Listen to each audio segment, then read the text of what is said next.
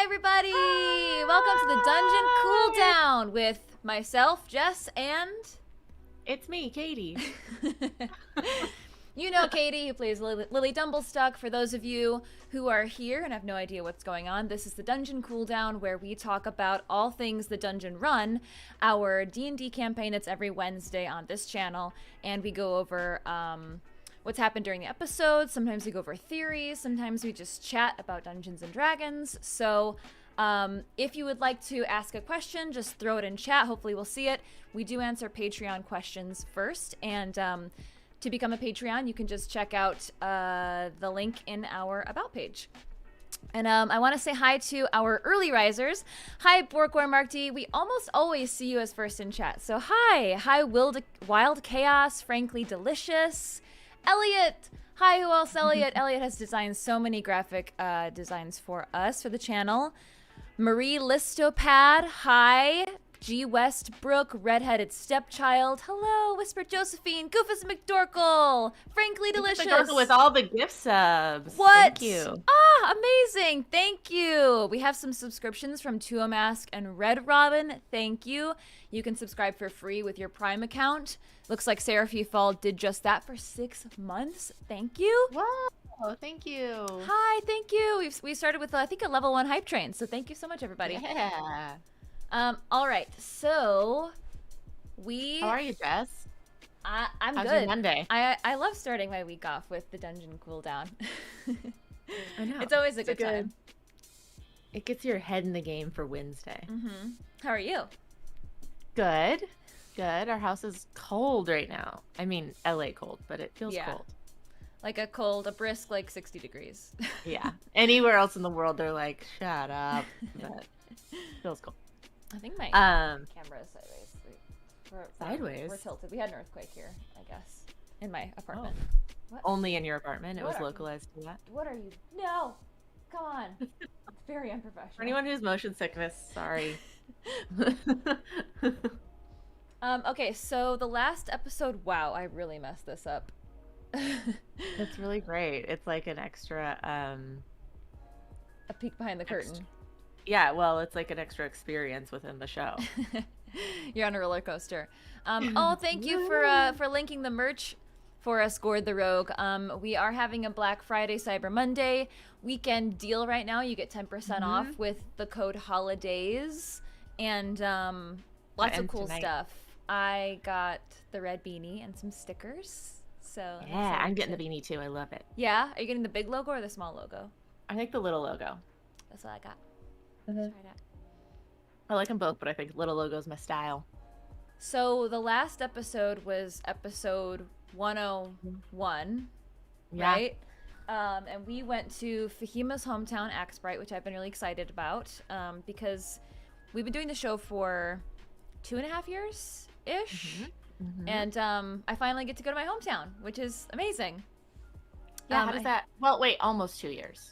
Wait, we started in April 2019, so we're almost 2 years, right? No, April 2021 would be 2 years. For right, 2.5. Right. It's hard. Yeah, I mean, 2.5. Time is hard. The last 2 years has been crazy. I mean, I went back into my Instagram archives to find some old behind the scenes footage to put on our TikTok.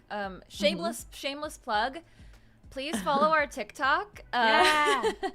Our TikTok is The Dungeon Run, same handles, everything else. And we're going to be posting lots of fun stuff. I just found a ton of behind-the-scenes stories from when we were in the studio. And, oh my God, it's so hard to tell when and how time passed back then. Because we did our promotional photo shoot the month of the shutdown. How crazy is that? I know. It's wild. I found one of those on my Instagram stories. I was like cleaning something up and I found one and I was like, that was then? Yeah. I'm actually gonna Yes, Jules, the last 2 years felt like 10 years. I agree. Yeah, seriously. I wonder if there's a way I can link the TikTok in browser. Let's see. The Dungeon Run. Please don't make sound. TikTok, it's gonna show up on the site. Oh, I thought you were saying to me, please don't make sound. I was Katie? Like, shut up. Please don't make sound. Remember What a way of telling someone not to talk. Oh, thank you, Gord the Rogue. Gord the Rogue did it. Yay, thank you. Fearless Jess. We just posted a clip from this last week's episode, the introduction of Barbara the Dijon, which was a crazy fun creature. We have some BTS of Amy Vorpal's imaginative glitter fairy maze. I see Katie's face a lot. I see the set on fire. Lots of good stuff. So please give us a follow and share when you can. How was it to be in your hometown? Before we get into questions, was it everything you hoped? It was great. I mean, we didn't really explore that much other than my old house. So I would like to thank you, Phil Waffle, for that sub. I would like to explore more. There is a character or two that Fahima knows in town, so I'd like to encounter those. That's cool. And I mean, it was so. What I loved about this episode, Just Jules said last week's episode was hilarious. We laughed so much, and I think that's because this episode felt like discovery and explorative and sort of like opening up a treasure box and what is this thing, what is that thing, and everything was delightful, as opposed and we couldn't plan. There was nothing to plan because we didn't know what was going to happen. Yes, a lot of our episodes, especially as the stakes rise, are strategic. It's us putting our heads together. What do we do next? Where do we go next? Sort of like plot-driven episodes, or planning for plot, I guess. But this was really, really playful, so I appreciated the respite from the strategy to just sort of play. Did you and Jeff talk about your house? No. Previously, or was that all a surprise to you? All a surprise. Yeah. Oh, that's cool. I just knew that. Well, I sent him the map that I made, and well, let's see. I was gonna pull my Fahima notes up anyway because I want to talk about the new spells that we found and how we can. Let's see if we can strategize. Where's my Fahima notes? Okay, there she is. I wrote a little something, I think, in my backstory right when I first created Fahima. Let's see here. My story begins. I talk about my dad. My story begins with him. He lived in my hometown of Axbright for several decades. He wasn't born there, but he loved the town and was always friendly with the locals. I think that's it. I don't have any. Oh, here we go. Basement menagerie. That's it. That's all I have in terms of explicit detail about my house. So he had basement menagerie to go off of. And you knew there were some creatures that you had been like buds with. Yeah, I think I put it in Fahima's diary, the one that's on Tumblr way back when, but she had a crush on one of the creatures in her basement menagerie. So but that one wasn't there? Or was it Barbara? No, it was not Barbara. It was a lava creature. Okay. Yeah, and we had just briefly talked about how would it work with the creatures being left there, like how could you leave creatures there, and we decided that magic could preserve them in some capacity, but we didn't know specifically how. Right. Barbara, was that a surprise to you? Yeah. Oh yeah. Yeah. Oh no idea. I love Barbara. Just Jules says, Katie, my question for you is, how does one wash and dry wool clothing?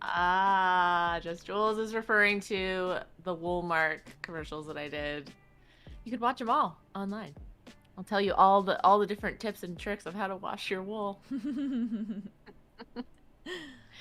How hard will it be for Katie to not metagame the intensive read chest bumping before the hunting trip?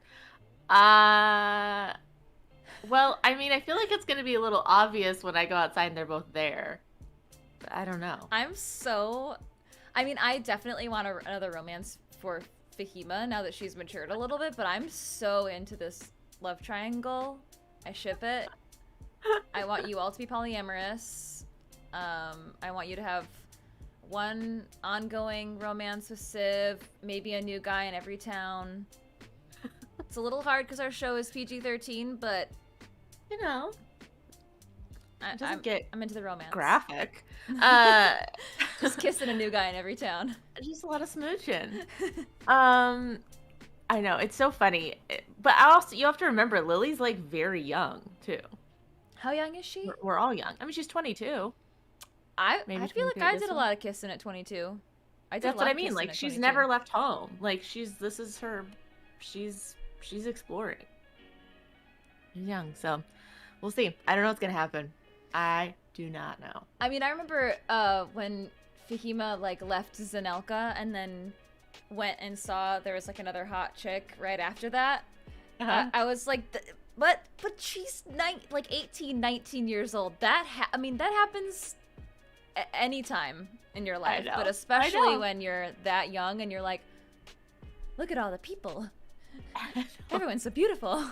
I'm away from home for the first time. I know. David Jen Pro 1, you're right. Graphic violence is okay. Graphic smooching is not. I love the term graphic smooching. How do they know Reed is not a clone made by the Ashen Mage to a mask? I guess we don't. We don't know that. We don't know that. What a twist. I'm into it. I mean, I know, well, I guess he could have been a clone on Bingle, too. That'd be wild. Yeah, we haven't really gotten into clones and zombies yet in this story. We have everything but. Actually, we do have zombies. We do have the hodgepodge. Yeah. Creatures. So, yeah. Okay, so do we have some Patreon questions? Yeah, here. Couple. From Dr. Sparks. Thanksgiving is a great time to look back and reflect on all we've been through and be thankful where we are. I personally am thankful for such a great show and community to be a part of and actively participate in with the Patreon and the live shows. If you took a second to reflect on your past year for you and the past year of episodes, which I think is a month of real time, for your characters, what are you most thankful for? Wow. Out of the entire story? What are we most thankful for? Okay, so I will say for our characters, I think something that I'm most thankful for is I feel like we're starting to kind of get out of our awkward teenage years. Like, I think we're really excited. Like, that's how I always see us. Like, at the beginning, we were like excited, dewy-eyed kids. And then we got into like these awkward years of like everyone is trying to do their thing. Yeah. And everyone has their own agenda. Everyone has their own agenda because we're all figuring it out. And now it's like, okay, how do we marry those two and become like a little bit more, I'm not going to agree with everything, but we're going to figure out a way to work through it in a way that's not explosive every single time. Yeah. I'm thankful for that. I feel like we're getting there. I don't think we're there yet, but I feel like we're getting there. Well, I mean, there's always going to be a little bit of that. But yeah, we've kind of explored our own individual wants and needs and hurdles that we're trying to overcome. And yeah, once we start to resolve that, we can have a little bit more of a clear mind and be a little bit more forgiving of other people's wants and desires. But as of now, I think we're all just united on wanting to be good and save the world. Yeah, is that yours too? To be good and save the world, or what I'm most thankful for? Yeah, I think I'm most thankful for. So this is what Fahima's most thankful for. What I'm most thankful for as a player. I mean, I think it's kind of both, because it's for you and for the past year of episodes for your characters. For the past year of episodes. So that would be after the Ashen Mage's Lair. Everything after that up to this point. I think I'm thankful for that. I mean, that is probably the biggest thing that's happened, that what you've mentioned. But I think I'm thankful for the stakes being raised. And it kind of goes along with what you said, because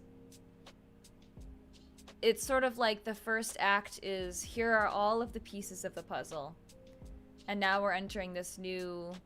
We've kind of arced into this new part of the story, which is we're putting the pieces together and we're able to kind of see our way through it and out of it. So, yeah, I'm thankful for that.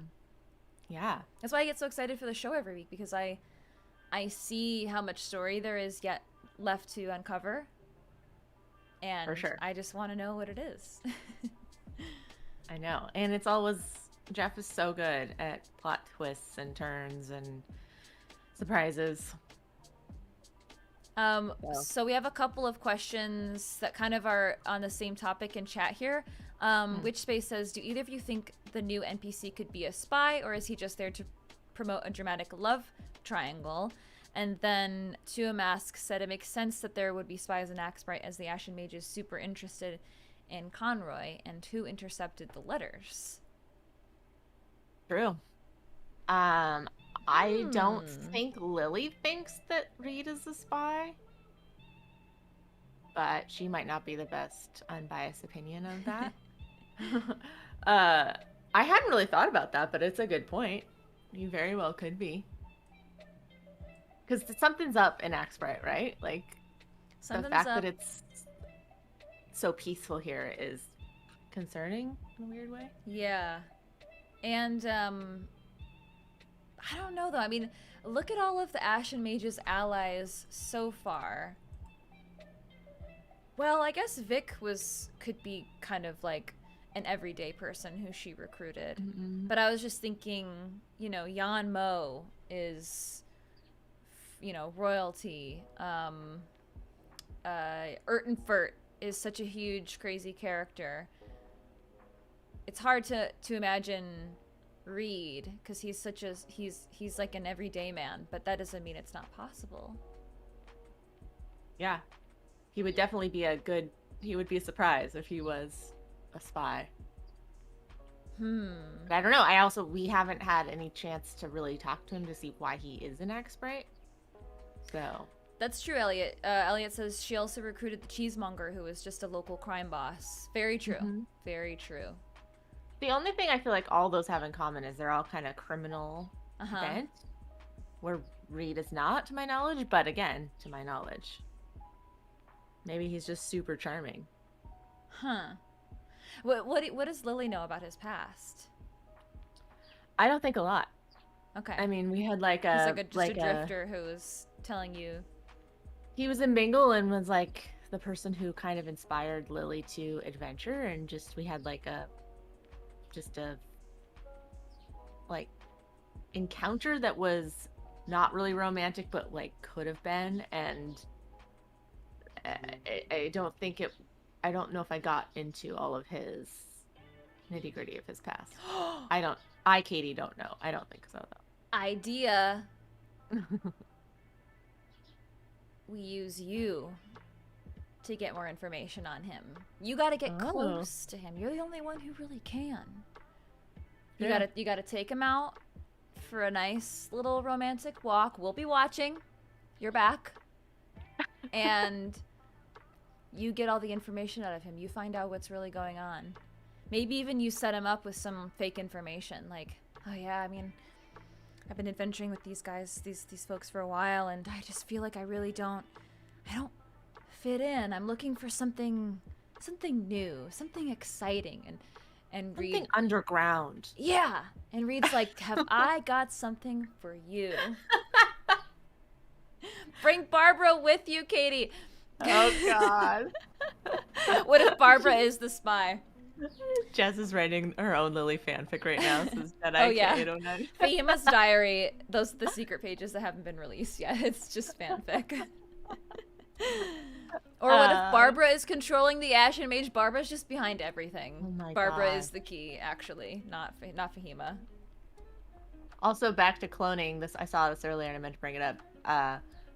Brash Hard Hollow Man said both Uggo and Fahima were cloned. Were clones in that in the tower. You guys were in the tower, remember? Mm-hmm. So oh yeah. I mean, I met my clone again. Oh yeah. In the Ashen Mage's lair. Frank Delicious, I see your question. What episode's vision did Jeff refer to when Lily got to see the Insect Man drawing from Conroy's drawer? I I think that was around the Blood Forest. Yeah, that was definitely in the studio. That I had that vision. I don't know the exact episode, but I think it was around the Blood Forest when Lily had that vision. Yeah, as we saw in one of our Forces of Good? Was it Force of Good or Force of Evil? I think it was Force of Good that Katie and I, actually probably a lot of the cast cannot remember exact episode numbers based on what's happened. But Jared and Morgan have been going back and rewatching the episodes, so they're definitely better at it. Yeah, it was one of the, it was pretty positive it was one of the Blood Forest things. I think it was the final Blood Forest episode, so like the climax of the fight. But find out, let me know. The Crimson Coil? Is that the name of the episode? Maybe that one. Mm-hmm, maybe. Good job. Do we have another Patreon question? Oh yeah. Jessica, any early candidate? This is from David Gen Pro. Any early candidates for the permanency spell? Ooh. And Katie, what's the real backstory between Lily and Reed? Okay, well, Jeff just sent me all of the details for the permanency spell, so you answer your question first, and then we'll get back to the permanency. Mm-hmm. Well, I kind of already answered my question about the Reed thing. The truth is, Reed came to Bingle and was also a bard, and him and Lily just had chemistry. I don't know how to explain it any other way. It's like when you meet someone and you just have effortless conversation, you have chemistry. And nothing happened, but Lily definitely was smitten with him. And then Reed is the reason that Lily decided to become an adventurer, because he kind of inspired her that she didn't have to, just because, she had never adventured before didn't mean she couldn't start now, and kind of gave her the courage to leave Bingle and try it. I have a piggyback question. Is there anyone in your real life who this is based off of? Has there ever been a Reed in your life? A Reed in my life? Aw. Someone, some person, it couldn't even, could be not even romantic necessarily, but some person who drifted through your life and kind of changed your outlook on things? Maybe altered your path a little bit? Sure, I think I have. I think Reed is like an amalgamation of people and things that have been said to me, and it's like those little things that someone says to you that seems maybe benign to them, but you remember for your whole life. Mm-hmm. That's kind of the analogy for it. So, yeah, I think we probably all have Reeds within our lives, but I have to sit down and think about who they were. But yeah, for sure. I'm sure there's a lot of that in Dungeons and Dragons, where you're like, okay, I have this great idea. Ooh, what about this person? What about this backstory? And you're like, wait. Is this just me working through my trauma? Oh my god. It's me writing my own story. I don't think I have anyone who ever came into my life and made me do the thing. But I don't know. But there's lots of people, right? You're inspired by so many people in your life. I think it's impossible to not be inspired by people who followed their dreams. And I think that's what it is with Reed, right? He just followed his dreams. Yeah. I mean, I know that Conroy is definitely a sort of like a fantasy, a desire of mine to have a parental figure who is as kind of idyllic as Conroy is, because who really is as idyllic as Conroy? Really smart guy, super loving, role model. I mean, I guess some people are lucky enough to have that, but as we will find out soon, I'm sure he's not as perfect as he seems. What? And this is just childhood Fahima thinking all of these He things. did leave you alone, so... Yeah, he did. But that wasn't his fault. What wasn't his fault? So, what was the other question? Any early candidates for the permanency spell? Okay, so I'm looking at the permanency spell.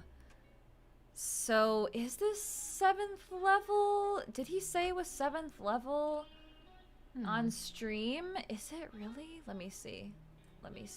Yeah, it is 7th level. Okay, so I can't cast it yet. I won't be able to cast this for a minute. But you can do it on mage armor, which is amazing. Ooh, alter self, dark vision, see invisibility. What? Telepathic bond? You have too many good options. That's the problem. What? Wall of fire can be what? Can be permanent? Oh my god, that's for when Fahima becomes an arch villain and just has a wall of fire. We all could become villains. It's still early enough in the story. We could.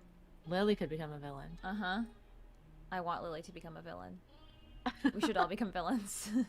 I love that arc for us. Magic weapon. I love that for us. Alarm. Wow, there's so many. Minor illusion. So explain permanency. Explain it? Mm-hmm. Okay, so this spell makes certain that other spells of 5th level or lower last until permanency is dispelled. It's very, very expensive to cast it. It ranges from 2,000 gold pieces to, let's see what the highest one is here, 32,000 gold pieces. And you gain, after casting it, so this is what it does. The effects of the spell that you cast persist for as long as permanency does. You cannot dispel it with dispel magic. No longer require concentration. And permanency lasts until dispelled. So, yeah. Basically what's in the name. It's permanent. But you do, you gain 4 levels of exhaustion. Your spellcasting DC is reduced by 2 per level of exhaustion gained this way. And your DC penalty lowers by 2 when a level of exhaustion is removed. Yeah, very, very costly spell.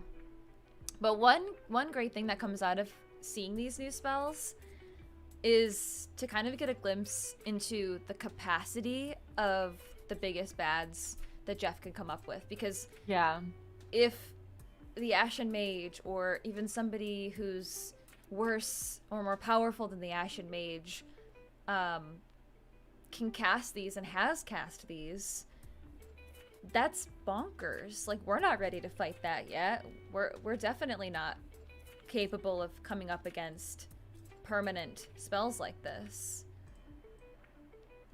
Yeah. But you have to pick one spell that it applies to. I think as long as you have the materials, you can keep casting it on any spell. Oh wow. So you could choose a different spell each time. Yeah. Whoa. I think so, yeah. I mean, there's nothing in it that says you can only cast this one time ever. Oh my gosh. Yeah. But it's just like, how do you get that much money? It's my question. That's true. Okay, he sent me the other ones. Okay, wait. Okay, so we got permanency, spell steal, and acceleration gate. Let's talk about it. Acceleration gate. Yes. So acceleration gate is 4th level. It's conjuration. Yes, conjuration. You create a 5-foot wide shimmering gate of kinetic force centered on a point you can see in the air. Okay, so I'm imagining circular kinetic force gate. Maybe circular? I guess it doesn't say it's circular. It's just 5 feet wide. To use the gate, a creature must be able to see the gate. The caster chooses the direction the gate faces. Ranged weapons, projectiles that are fired through the gate gain a massive burst of speed and penetrating power. The attack will have a +1 to hit a target, deal a critical on 19 and 20s, and doubles the maximum range the projectile can travel. And deals 1 extra dice of damage. Okay. A creature must either be thrown, fall, or jump willingly into the gate for this effect to take place. Oh, okay, so you can shoot things through the gate, or you can jump through the gate. And if you jump through the gate, you move a distance of 60 feet in a straight line. and you can cause bludgeoning damage to somebody by doing Like that. catapulting yourself at people? Yeah, looks like it.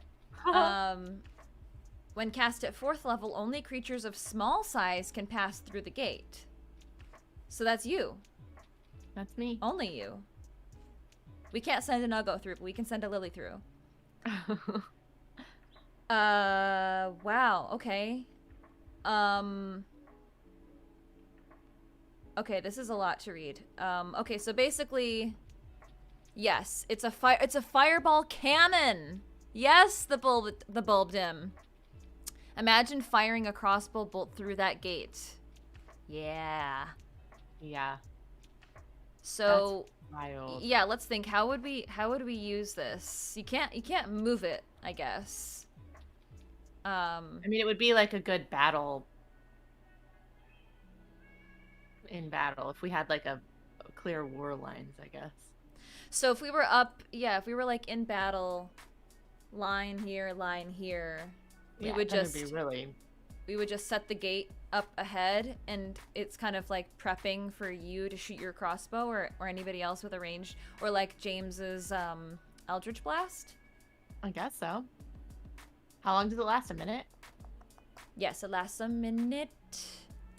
It doesn't say it's concentration, which is good. I'll have to maybe double check on that. That's always a bonus when you get non-concentration spells. Yeah. Huh. Okay, yeah. In this situation against oncoming enemies, says who else? Elliot, for sure. Elliot also asked, what permanent spell do you think is on Fahima's house? Something like Tiny Hut, maybe? There's definitely something on it. Yeah, what is... So, Tiny Hut...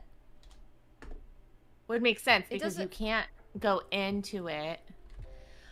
But Tiny Hut is not invisible.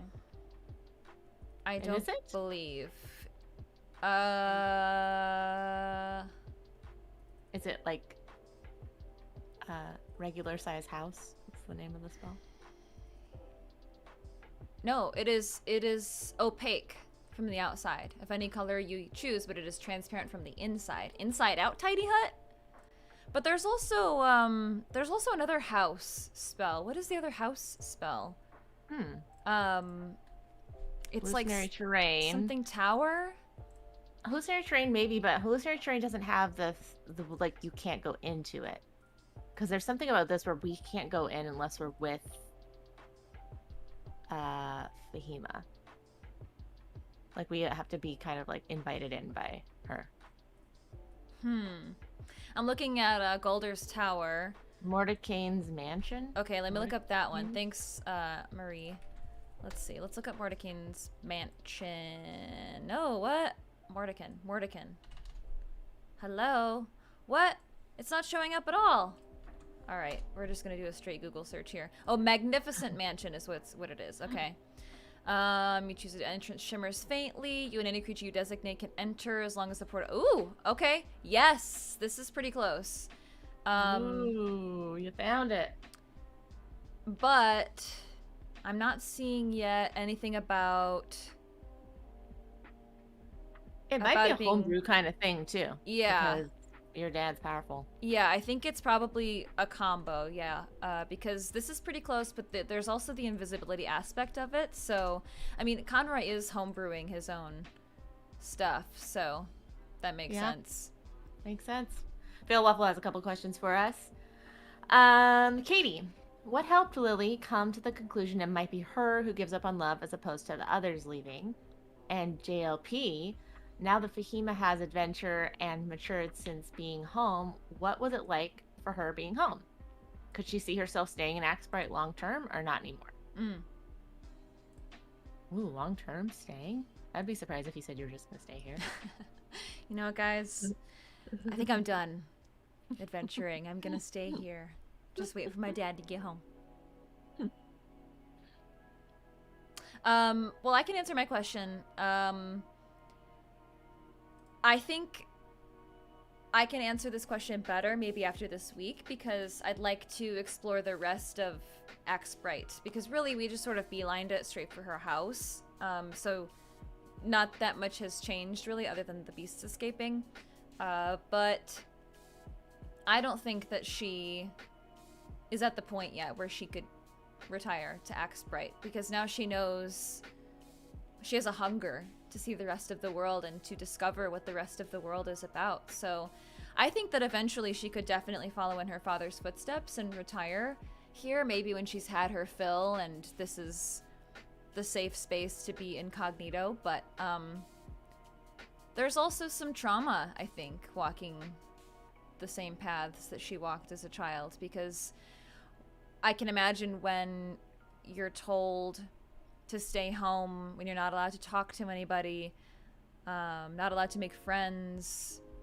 I mean, I know that when I go home, I was such a geek and a loner in high school and middle school that walking those halls would not feel good to me. That would just feel like I left this in the past.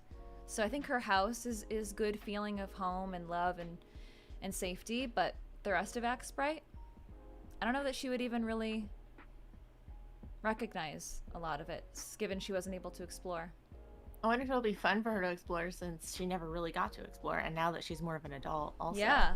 And in more control, like, that might be, I don't know, exciting? Yeah, I think so. I mean, I'm excited. As a player, I'm excited to see the rest of Axbright. I'm excited to meet your companions that you know. Yeah, me too. Okay, so what about you? What helped Lily come to the conclusion it might be her who gives up on love as opposed to the others leaving? Well, I think Lily's been doing like a lot of thinking in general about like love, just because the Lily Civ situation has never been like super simple, I guess. Just because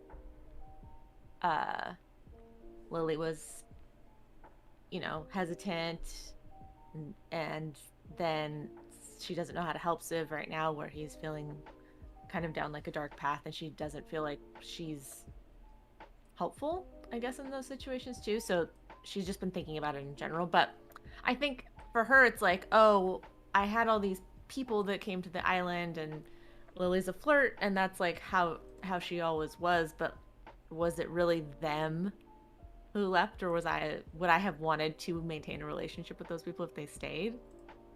Like, I don't know. I think she started thinking about that. And then I think she was already thinking about that, and then the Reed thing happened, and she's like, whoa, maybe I'm playing a victim because it's just what I always said versus what actually was the situation.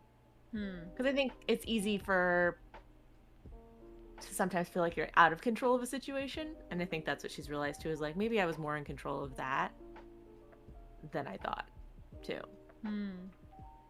Well, and then Reed is the person though that left, and they weren't in a relationship or anything like that, but was like, oh, I would have liked to continue a relationship with him because so that's the only one that she can maybe think of a person who came to the island and left of that situation. Does that make sense? Yeah, and I mean, the only way that you really learn about yourself in relationships is by having them. So yeah, maybe Lily has a lesson she needs to learn here. Oh, I think so. I mean, I'm still into the Lily is a spy mission, and we send you out to get info on him. I love that. Someone's gonna have to pitch that to Lily though, because she definitely doesn't think Reed's suspicious. I don't think Fahima does yet either, because in the story, I mean, I do as a player, but yeah, it's gonna so funny. Does everyone think Reed is shady in chat? You Urquhart said Reed is shady. Is Reed the name because Lily played wind instruments? I don't actually remember if I did name Reed. I think I named Reed. I can't remember me or Jeff. I'm pretty sure I named Reed. It wasn't because I played a wind instrument, but that totally makes sense. Oh, Fail Waffle thinks Reed is great. Okay, so we have mixed opinions on Reed. Reed is just a very hot, innocent adventurer. just hot and innocent. Very hot. Yeah. Just a red herring for all of those out there who think he's shady. Bear Rippers. Reed is so shady he makes an oak tree look like it's bare. Hey! Oh. I like how Civ is protecting his territory from Reed. I actually, watching the Civ Reed interaction, there was some like sizing up going on, but I didn't feel that it was. I still feel that interaction was open-ended, because I think Civ is confrontational. He has shown us that many times. Sure. He has no problem confronting people. So I think if he did want to, he would have. Yeah, I think he's still making up his mind about Reed, and he's just naturally suspicious of somebody with his background. But I don't see Civ. I didn't see that interaction as, beating on his chest. I am the alpha male. Lily is mine. I saw it as very even keel. What about you? Yeah. I mean, I think it's a bold move to go just meet up with him. Yeah. But it wasn't. It wasn't.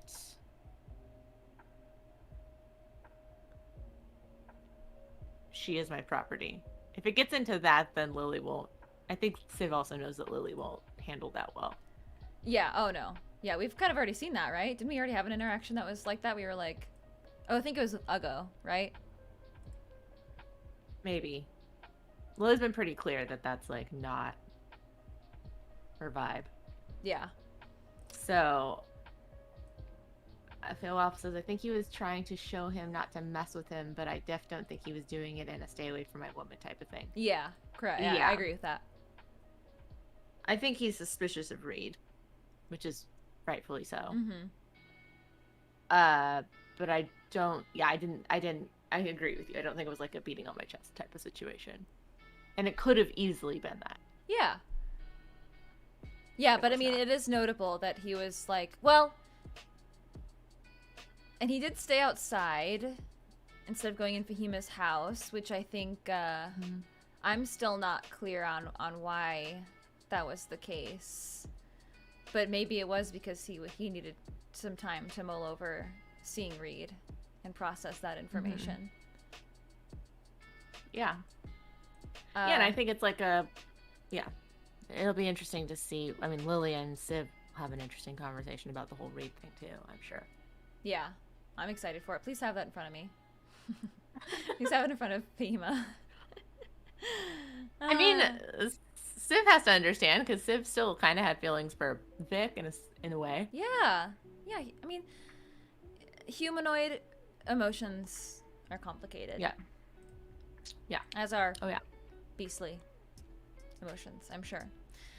There is one more spell that I want to talk about that was in Conroy's study. So permanency, we get he's probably using on the house. Acceleration gate, not sure how he's using that and why. Spell steal, very cool. This is a 3rd level spell. It is a reaction, and there's a quote in here. Stop fireballing yourself. Stop fireballing yourself. If a creature is casting a 1st level spell, you may use your reaction to redirect and siphon the spell. Any material components required for the spell are consumed from the creature casting it, and that creature loses a spell slot like normal. Okay, so it's very similar to Counterspell, but if you have stolen a spell, you can cast it on your next turn without requiring materials, without having known the spell, and without using a spell slot. Wow. Dang! If you do not cast a spell by the end of your next turn, the spell fails with no effects. Okay, so basically it's like upgraded Counterspell, and it scales, which is great. Spells that can be stolen increases by 1 for every level of spell slot used above 4th. Above 4th? I wonder if this was to be 3rd, since it's a 3rd level spell slot. So Ema's gonna have to get a side hustle to afford all these cool spells. I know. Well, this one, I don't see that it has any gold requirements. This is just a reaction. So if I see somebody casting a spell, I can take it and redirect it. Very, Wow, that is cool. very cool. I don't. Nice. Frank Delicious asks, can Uggos still do what he and Fahima did the wall in his home? What is that referring to? Can Uggos still when do you what he and Fahima- exploded it? Or is that what it was? Yes, he can. He can hold concentration thing. No, it's not a belt thing. The belt is something else. Uggo has specific Candle Queen cleric abilities that he homebrewed that are based on our characters, and so yeah, he can do that. We haven't played with that too much, but we definitely should strategize and use that. Sorry, did I say paladin? It's a paladin ability. Did I say cleric? Sorry, I meant paladin. I get them confused in my head because they're both godly, divine power. Godly and divine. So why would Conroy be using spell steal? He's quite defensive. What a wily little defensive man. It feels like there's lots about your dad you don't know. I think we found everything possible in Fahima's house. You know? Yeah, we found some good stuff in there. We didn't find anything in his bedroom. No, we didn't. You looked for his diary. What are the plans for the poison claws from the ice demons? I mean, I would still love to give those to Civ so he can create a poison to add to Lily's crossbow or his own weapons. Oh my god. Are you laughing at Yuokart's comment? Yeah. Yuokart says, Conroy's so shady, Lily's gonna fall for him. Only fall for shady men. I mean, 2 for 2. Or women, you don't know. 2 for 2, it's true. Spell steal might be how he caught Barbara. Like he redirected Barbara's How does your dad spells? catch all these animals? Well, he observes them for a long time. And he only takes the creatures that need rehabilitation. He would never just take an animal or a monster for a study. He would just do that in the field. These are only ones that need to be rehabilitated, so they probably are a bit weaker or have weak points that he can exploit to get them. I mean, there is Snare. I'm sure he has other sort of like Meep's Birdcage type spells where he can grab the creatures, but that was all advanced monster catching that Fahima was not privy to. The details of which Fahima was not privy to. Did your dad ever have people who helped him or he worked with that you know of? No, he's a lone wolf. He was sought after by let's see, I have in my backstory. Yes, Joel says I hope there's a backstory about how he caught Barbara someday. We need a Barbara backstory. I agree. Put it on the list. Things to ask Conroy when we meet him. He was renowned in the scientific community and sought after by nobility for the value of his discoveries. So, I mean, he was commissioned, in my mind. But he didn't work with anybody. Interesting. A CR-24 with mind control based off of hymn sounds. Sounds about right for rehabilitation. Yeah, I don't know. Maybe there's something wrong with Barbara. Maybe she was like really wiping out a population somewhere, and he was trying to entertain her. I don't know. Barbara has no head, right? No, nor a butt. Just a little. In my mind, Barbara reminds me of the footstool in Beauty and the Beast. Oh my god, yeah! It's like a little dog, right? Yeah. But it just has the little tassels, and I don't think it has a head either. Yeah, it's just like a furry thing that runs around. That's what I think of when I think of Barbara.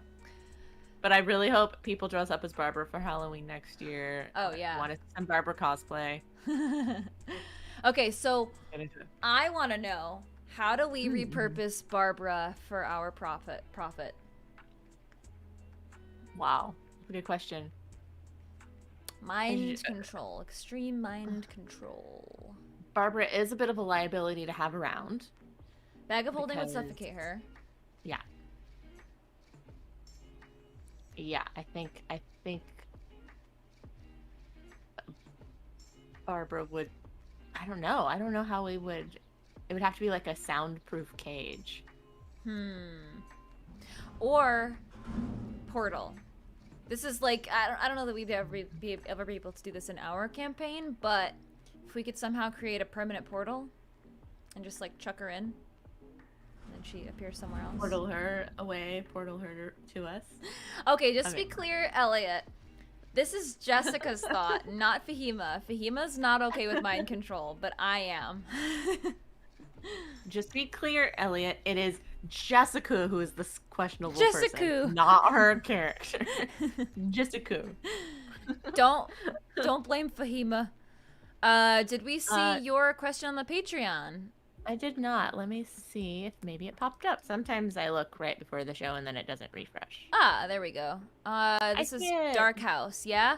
Jessica, what if your character was the result of Conroy casting permanence on that picture of Fahima that you guys found?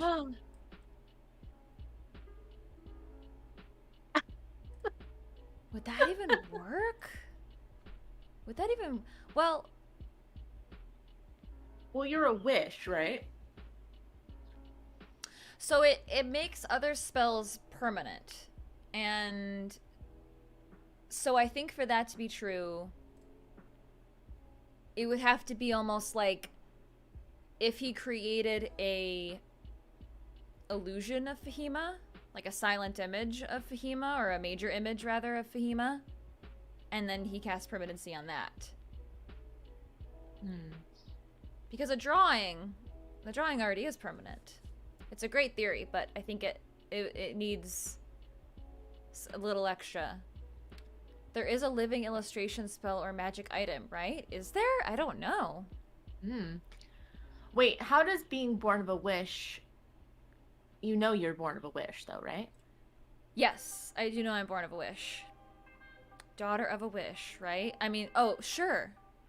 So, but I mean, why would we think that the wish was not already permanent? Okay, let's look at the wish spell. Let's pull it up. Let's get deep into some spells. This is a spell sesh. Okay, Why your father wished for you? We do know that it can reshape reality. Alright, so you might be able to achieve something beyond the scope of the above examples. So yeah, I mean, this is basically just saying you can wish for whatever you want. Perfect Yeah. daughter who loves blood magic and creatures. That was the wish. I don't think he anticipated the blood magic part. That was the DM ruling where the DM goes And haircuts. loophole. And haircuts. Yeah, just Jules. Yeah, maybe it was if that theory holds any weight, maybe he had this drawing of Fahima for some reason, you know, we don't know how he got it or why he has it, but that influenced the wish spell. But I don't think there's anything about the wish that would necessitate a permanency spell, because you could just wish for a daughter. You could just wish for a companion. Or perhaps he wished... Whoa, what if Conroy isn't the one who wished her into being? Then who did? What if it's the Ashen Mage? The Cyclone Warden? Aww. We still gotta figure out what's up with Osira. We have so much to figure out still. Ooh, we got romance. We got mystery. Romance, mystery, Barbara, drama. I mean, all right, we're heading to the end of the show, so if anyone has any final questions, throw them in chat now. Yeah. I'm excited. I'm excited for episode 102. Get a little bit more info on Axbright and see what's going to happen with all the drama. Yeah, so I think goals for Axbright are I want to talk to the NPC that Fahima knows. Mm-hmm. We want to figure out what's the deal with Reed. We want to figure out. We want to get all the beasts back in her menagerie. Yep. And we also want to figure out why Axbright is a safe haven right now. What's going on with that mystery? But the most important thing is to keep heading north and to get to the Chrono Dragon's grave, because that's where we're headed first, right? Before we get to the Queen. I believe so. Yeah. Because we can use perhaps something from the Chrono Dragon's grave to get her to give us info on the Keeper of Secrets. And the Ashen Mage said that she followed, what did she say? That she knows where Conroy went? That she followed his footsteps? Something like, that's the way I wrote it down. I can't remember the exact. Let's see. I know the path your father was walking. It's only a matter of following it.